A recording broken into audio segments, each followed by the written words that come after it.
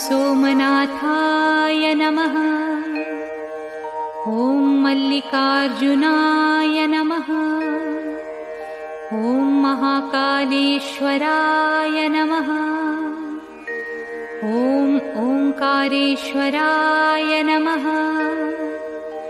ॐ वैद्यनाथाय नमः। ॐ भीमशंकराय नमः। ॐ रामेश्वराय नमः। ॐ नागेश्वराय नमः। ॐ विश्वेश्वराय नमः। ॐ त्र्यंबकेश्वराय नमः। ॐ केदारेश्वराय नमः। ॐ भुस्मेश्वराय नमः।